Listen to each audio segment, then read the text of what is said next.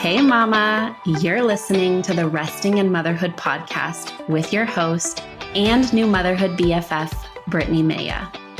I'm a certified infant sleep specialist, but more importantly, I'm a mama navigating my own motherhood journey right alongside you.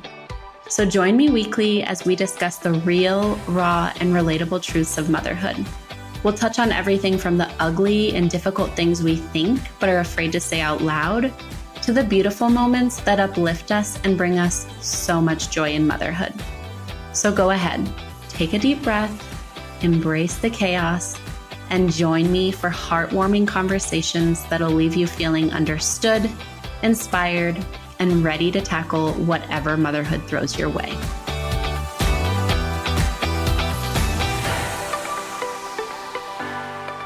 Welcome into the Resting in Motherhood podcast. I am so excited about our chat today. We are going to be chatting with Lynn Greenberg, who is the author of Robby the Dyslexic Taxi and the Airport Adventure.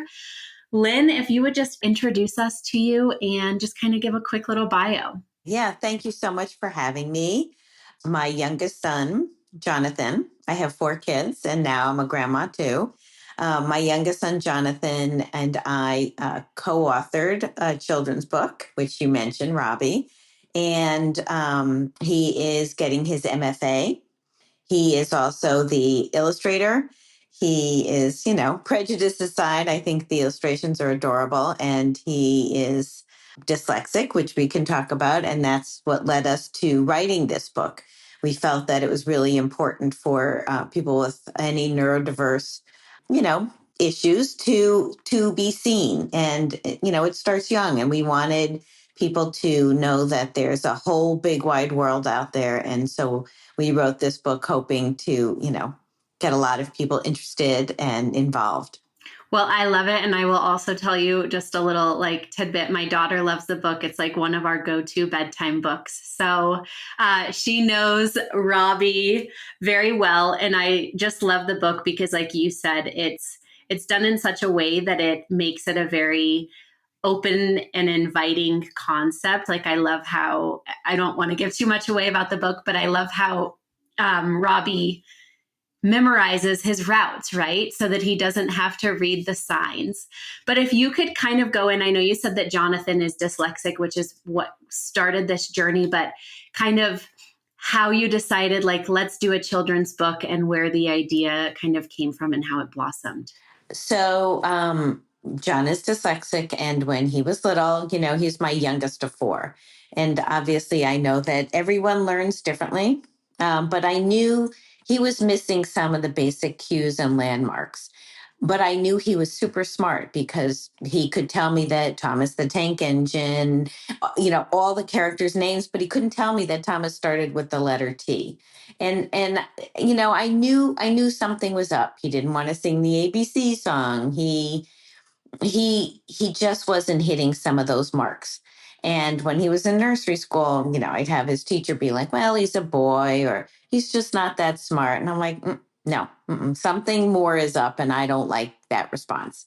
So, I started digging and I started asking questions. And, when he got to elementary school, the same thing kind of happened. And I have a friend who's a pediatrician. I started talking to her about it.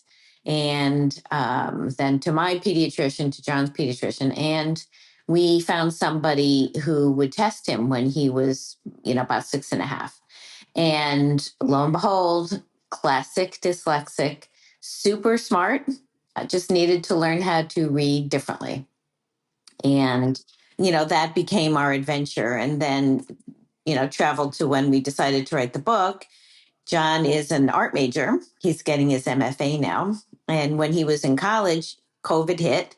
And as an art major, it's very hard to do art virtually. And so he had a lot of free time on his hands. And I also was reading on Facebook, on FaceTime to my grandchildren. Oh, I love that. Yeah. So it's sort of the idea grew like, what if we wrote a book? What would it be about? What do we know? And, obviously dyslexia and that journey. And so Robby grew from that. And there you go. That's how we got the book. And, the rest is history, shall we say. And I can't remember if I read this in the book or in your bio, but you guys will be adding to the Creative Cab Company. Is that right? Yes, so we have had such an amazing response, not just with people, from people with dyslexia, although that's been an amazing community. But, people who have other neurodivergent issues, people we felt like wanted to see themselves in a book, and also to people who don't, but maybe wanted to broaden their horizons, to teach their children about differences and how that's a great thing, not a bad thing. For teachers who might not know enough about it, for you know pediatricians, for the community, and because we've had such a positive response, we've decided to write about other neurodivergent issues. So under the Robby works for the Creative Cab Company, and so other vehicles in the Creative Cab Company will now be coming out, and we'll have more books. And the next book, not to give too much away, is about a character who has ADHD. Oh, I love So that. thanks. Amazing. Yes, I think one of the things that I really like about the book is, as a mom, just like you brought up, like talking to our children about differences in a way that makes it something beautiful and lets them know, like, everybody is different and we all have our strengths, and all of that can come together to make this beautiful world. Agreed. We called, John always says dyslexia is my superpower. Before he could, read, he would create worlds and start drawing. And so we realized has quite a talent for it, and that became, his journey was as an artist. And couldn't be more proud of what he has created. What a fun thing to do with your child. And I think my community is mostly moms with little ones. So how fun for us to see you like writing a book, co-authoring a book with your son. Like, how many fun things we all as moms have to look forward to with our children, and the sky's the limit. Absolutely. Thank you. Yeah, it's been really great. We decided right off that if this was going to go anywhere, we were going to have to not just be mom and son, but business partners. So we found a new language that we needed to communicate with each other. And it's been great. So Amazing. Yes. So, one question I have for you is, I know you said that you started asking questions, you got the dyslexia diagnosis, and then after that, how did you navigate kind of supporting him through that? Supporting him, I would assume, like, I don't know if he went to public school, but like the public school system might not be the most supportive in supporting a dyslexic child. So, how did you support him in that? And then I also just had the thought of like how beautiful that he wrote a book, right? Like, the one thing that probably felt totally overwhelming to him as a child is now something that he can say he's written. So, yeah, if you can just talk a little bit about that. sure. Once we got the diagnosis, then we set out on a new journey. The school system, I think it's very hard. Teachers cannot teach as many children as are in their classrooms. It's just not fair.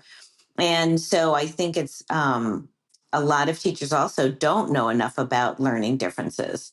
And so in a class of, 20, 25 kids, you cannot really teach everybody. And so for us, the public school system was a problem. Even the learning specialist said to me point blank, I really don't know how to teach a child with dyslexia. And so I was glad that she had said that. And I spoke again to the person who tested him, because also the school wouldn't test him. So we had to go out and find someone. And she was a really wonderful person. And she had two children who had different learning issues. And so she was very helpful. And she pointed us in the direction of a school called the Windward School, which was only in Westchester, New York, and now is in Manhattan as well. But we applied. They only take kids who have a language-based learning issue like dyslexia. And he got in, which was amazing. But, it's about a 45-minute drive without traffic. from my house, and he had to be driven, and it's private school. So as I said, we have 4 kids, now more, but with in-law children and grandchildren. But, we as a family decided to do this, to make the commitment, because I wouldn't be home a lot of the afternoons with my other kids. And, we had to eat a lot of peanut butter and jelly because it's private school. So, yeah, we made a family decision, and everyone was really wonderful and supportive of John and the commitment to doing that. And so John went to this private school, and it changed his world. Wow. Wow. And then I also read that you're a lawyer. So were you actively practicing law during all of this back and forth as well? I retired, and I thought at some point I would go back. Okay. Before when John was born, with 3 older children, and then John, there's a pretty big age gap between them, and so I thought I would take some time off. And then when I realized this was going to be a commitment, they take kids and teach them at the school for as long as they need to be there. And so John was there for 4 years, which was amazing because often kids are there longer. But at the time, I thought, you know what, I'm not, I can't do it all. I can't do it all. For all the moms out there who say, you can, it's hard. It's hard to be a mom and teach, and for my case, be a lawyer. And I decided to retire at that point. Figured I could always go back. But I did not. And I did other things, and writing a book was one of them. I was just going to say, and then you ended up writing a book. And as a child of a mom who retired when I was born, I know just how special it is to have mom there and how much of a difference I'm sure you made in Jonathan's life as well. Well, I think it's so hard. Women want to work, Totally. men want to work. And, it's a very hard decision. I knew personally that I could not do it all. Like, I tried working when I had the 3 other children, and I felt like I was racing and not doing my best job with any of it. And so I knew I needed to take some time off. And then when John was born, I definitely knew I had to take time off. So I was very lucky, that my husband and I came to that agreement, and it worked out really best for our family. Wow. And like you said, now look at you guys. You both are published authors, which is amazing. Thank you. Which also leads me into, how did you guys come up with Robby the Taxi and the creative cab company? Like, where did this idea? I know you just kind of like hit a light bulb for me that you're in New York, which I would assume they are set in Manhattan. I can't remember. Does it say Manhattan in it? No, it doesn't. I'm actually in Connecticut, but very you're close in to New York. Connecticut. Yeah, Okay. yeah. That's why the school was a bit of a drive. But we thought about what do we know? And, little kids, what do they like? Well, often it's a car, and, we thought of Thomas the Tank Engine with trains, and, there were different cartoons with cars. And we thought, well, if we did a car, how would that car get around if it couldn't read the street signs? And so that became our conversation. And, John had, some issues with his left and his right and directions. So early on, this will be backwards, but I taught him that if you held up your left hand and opened it, you would see an L. And so when he realized that, he started realizing that this was left and the other was right. And so we thought about, well, a car can't do that. So how would this car navigate the world? Totally. And that's how Robby was born. So that's a question for you. I did not realize that with dyslexia, does it also impact like knowing right and left and knowing directions? For a lot of people with dyslexia, it does. Wow. A lot of people are, sometimes people think with dyslexia, oh, that means they're flipping their letters back and forth. And for some people, that is true. But dyslexia is how your brain hears and translates it. So, for John and for a lot of other people, left and right is difficult. There are many comorbidities, meaning you might have dyslexia and also have ADHD, or dysgraphia, you might have trouble writing, or dyscalculia, you might have trouble with math, or, you know, some are on the autistic spectrum, not as many, but different neurodiverse issues have, issues that morph into, have many different faces. And so for John, he absolutely could not tell his left from his right for a while. And now once in a while it gets lost, but with navigation and all, he does pretty well. I was just thinking, like, what a beautiful time to live in, because I think we're all becoming much more aware of just neurodivergence in general, right? Like, if you go on Instagram, there's so many things about ADHD, right? And like, how Mm-hmm. nice now as parents to have these resources and more knowledge. But if you could kind of give moms some early, I know you kind of mentioned at the beginning of the episode, but like some early things to maybe be on the lookout for that might say, hey, you know what, like I need to get curious here and dive a little bit deeper, like if they're worried about dyslexia. So for John, he could not he could remember things that he had seen. He could remember characters, but he absolutely could not recite the ABCs. When children were starting to learn how to read, he would memorize the story, but he couldn't read it. So at first, people were like, "What are you talking about? He can read fine." I'm like, "No, he's memorized the story. He's Most dyslexics are highly intelligent, and they find ways around it. And for many like John, he memorized the story. So at first, nobody could believe that he couldn't read it, but he couldn't. And I think it's very important as a parent to really watch your child, and no matter what the experts are telling you, if something does not feel right, you absolutely can't let that go. You have to keep advocating for your child, even if it's an uphill battle. In this case, everyone tried to tell me he just wasn't smart, that he was a slow child because he was a boy.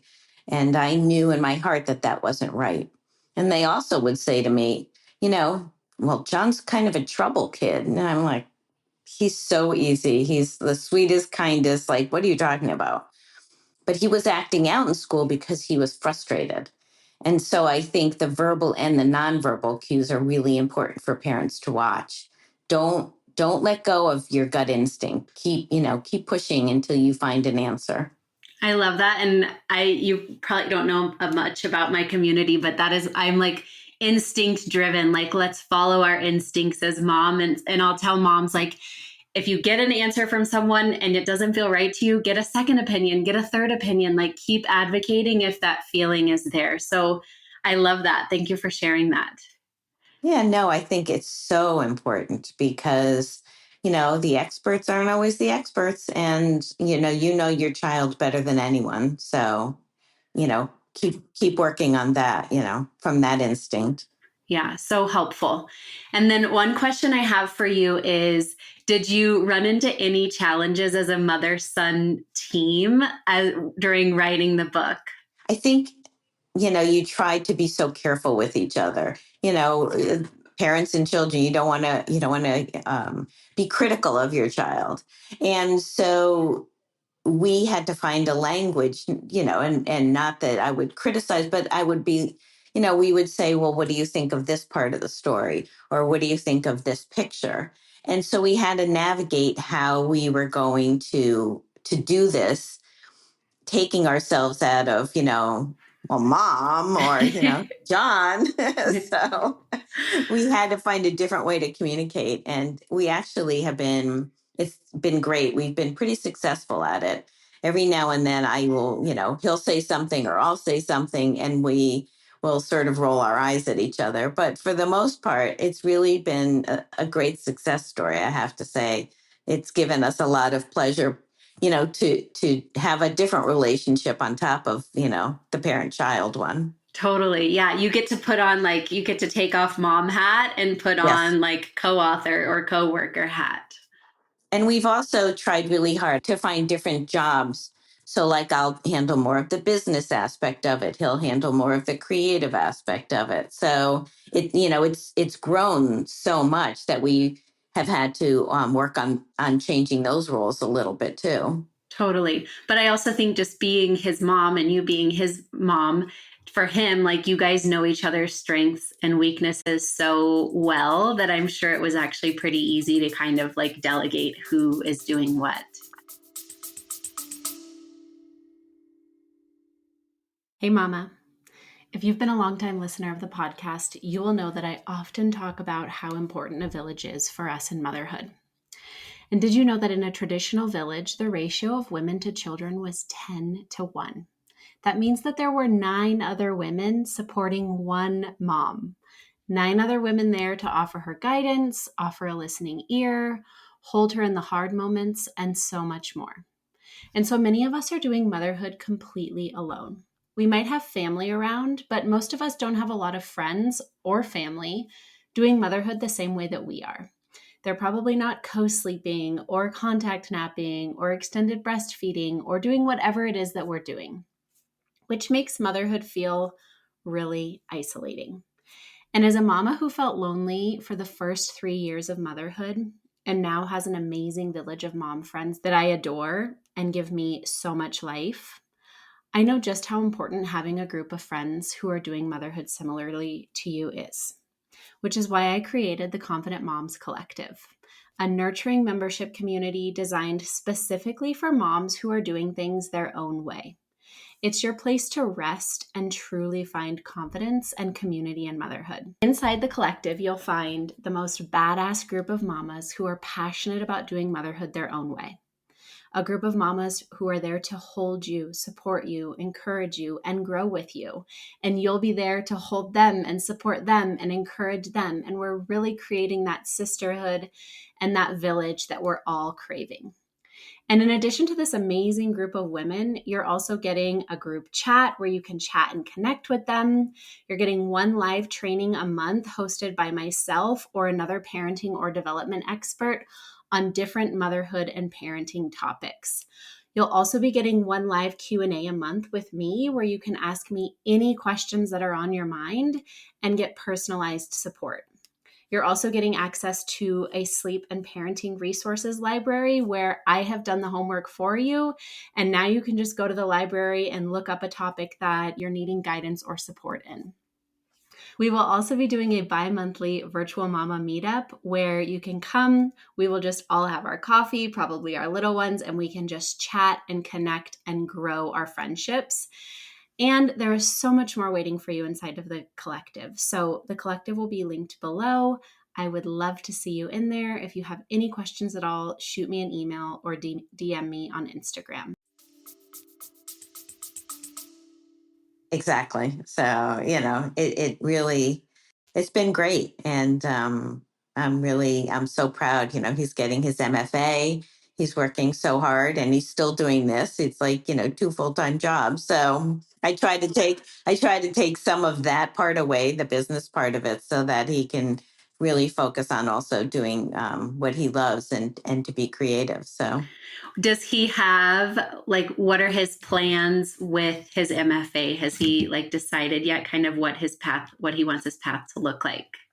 He is not 100% sure. He goes between really wanting maybe to teach, do teaching art, to maybe, helping other artists be creative, like working in a gallery, something like that. So he's exploring those things. He's sort of work, during summers and vacations in those 2 areas, and he's trying to decide what to do. Well, how fun for him to have be a published author, but also have the world in front of him to decide what he wants to do. Yes, thank you. It is. It's exciting. Yeah. So. One question I have for you is the book obviously promotes empathy and kindness. So could you share some ways that parents can foster these values in their children, especially toward neurodiverse individuals? So, when John was younger, it was very hard to find community. We didn't have Facebook. We didn't have Instagram. I couldn't do a lot of the research on my computer because, my computer was a big box and, it was like it took an hour to, turn it on. And now I think there are so many social media sites and communities online, but I think it's very important to find your community for yourself as a parent and for your children. And I think the world gets very angry. And right now, I feel like we're in a period of time where I wish the rhetoric was less crazy all the way around.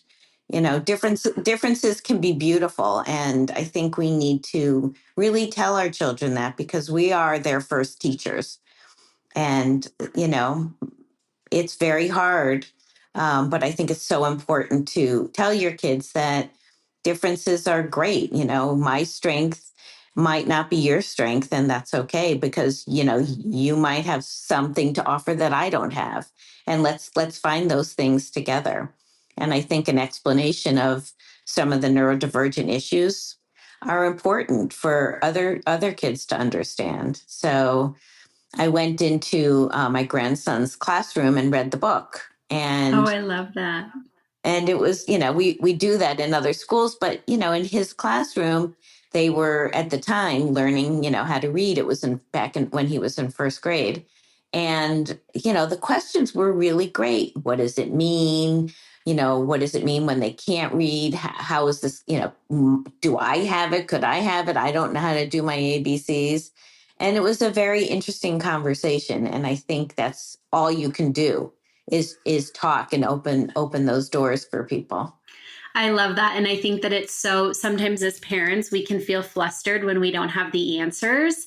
And so sometimes we'll shut down or we feel uncomfortable because maybe we weren't raised like knowing a lot about neurodivergence. But to that open up that communication and say, even if like you don't know a lot, hey, you know what, I don't know that, let's research it together and make it not something that's like we don't talk about that, or you open it up and you make it something that you guys can learn on together if you don't have the answers. I think that is a terrific approach to taking care of raising young children because you know I think that's a better way to make the world a nice place. So Yes. And last question, actually, I have two more questions for you, but what advice would you give to parents who have a neurodiverse child, especially those who might be struggling with how to support their child's unique learning needs? I think every child is different and every community is different. And I think it's very difficult. I think, it's important to advocate for your child, but also to really, as I said, listen to the verbal and the nonverbal cues your child is giving you.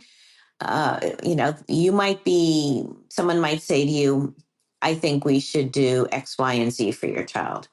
At the time when John was little, before he went to the private school, and we knew he was dyslexic, they would pull him out of the classroom.